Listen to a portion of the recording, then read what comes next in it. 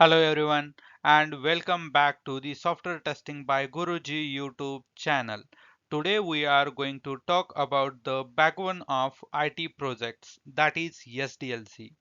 In this video we are going to understand SDLC in detail as well as different phases of software development life cycle. So first we will understand what is SDLC.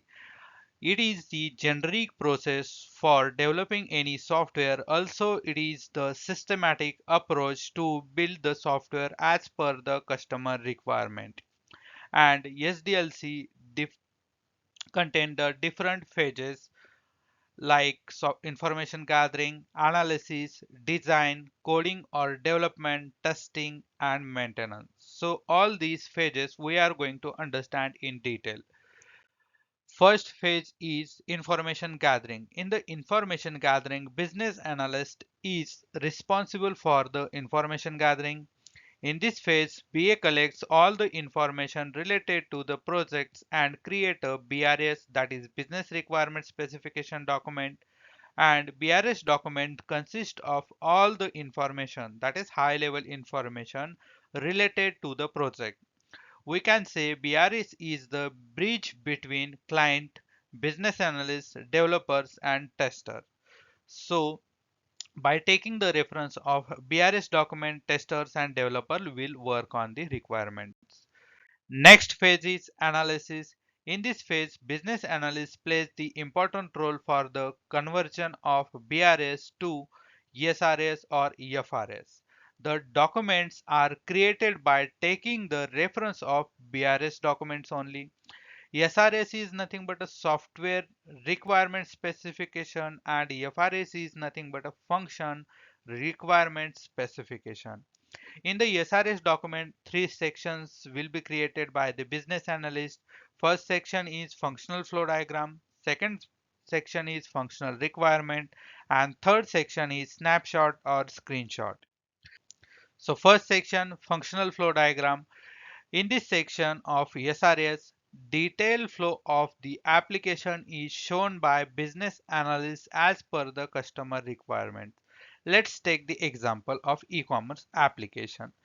First, sign up into application, then user will move on the login into application page, then user will move on the search product on home page, then next select product page, then next product detail page. Once product is selected, then select address page, then payment option page and order place. So in this way, e-commerce application is flowing. All these flows will be mentioned in the functional flow diagram by business analyst. So second section is functional requirements.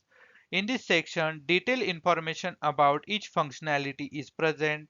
Let's understand with example. Sign up page functionality. It contains different text boxes like first name, last name, mobile number and email ID and password. So for the first name, their requirements will be mentioned in details like name should be in character, it should not contain number, it should not have space, it should not have a special symbol.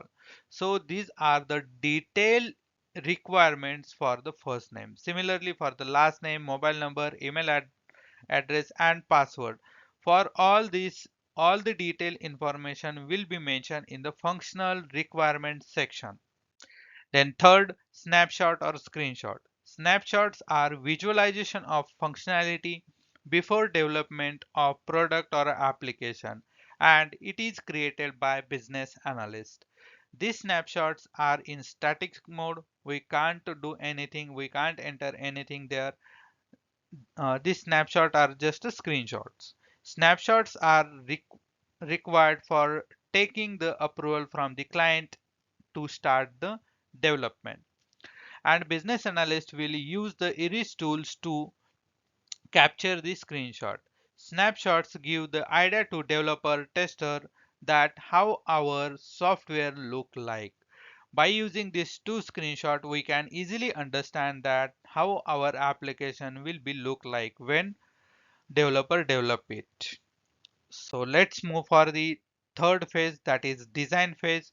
In design phase, designers are involved, that is UI designer and design architecture.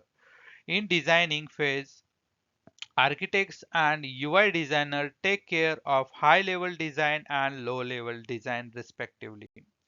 Two types of the design, first is high level design and second is low level design. Fourth phase, coding or development. Coding is done by developers. Developer build the functionality with the help of programs. Program is the set of instruction to perform specific task for the end user. Development is done as per the SRS document, which is created by our business analyst. There are two types of the developer. First is front-end developer.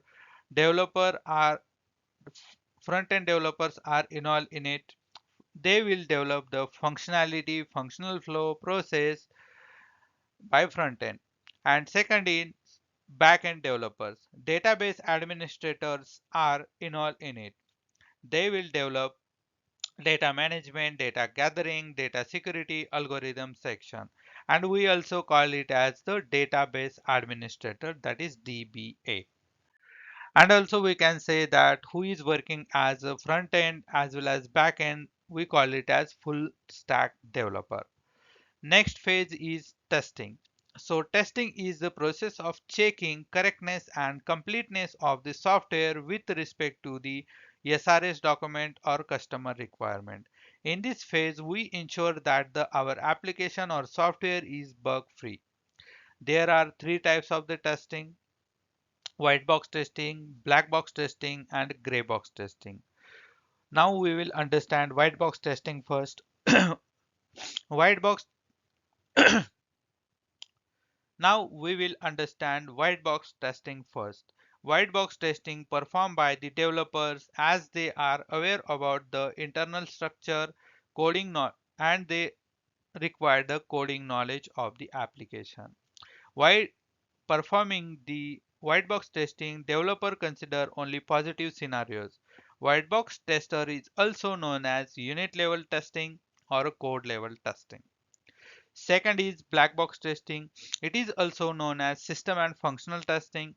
In this testing, internal structure is hidden from the tester, and according to the user requirement mentioned in the SRS or BRS document, we test the application or software. In this testing, coding knowledge is not required. In black box testing, we check the positive as well as negative scenarios to make sure the application or software is bug free. And third one is gray box testing. This is the combination of white box testing and black box testing. In gray box testing, testers or DevOps should have a coding knowledge. While performing this testing, we check the positive as well as negative scenarios. And if the gray box tester found any defect, then they should have to fix it. They are not assigning that defect to the tester. So let's move for the last phase of the software development lifecycle, that is maintenance. After the product delivery, we need to take care of issues, bugs logged by the client. For taking care of it, we have KPO and BPO teams. KPO is nothing but a knowledge process outsourcing team. These are the technical experts which handles the client problem. And BPO, business process outsourcing, these are the first person who directly interacted with a customer or a client issue. They are non-technical team or intermediate persons. Thanks for watching. If you enjoy this video, don't forget to like, subscribe and hit the bell icon for more videos. See you in the next one videos.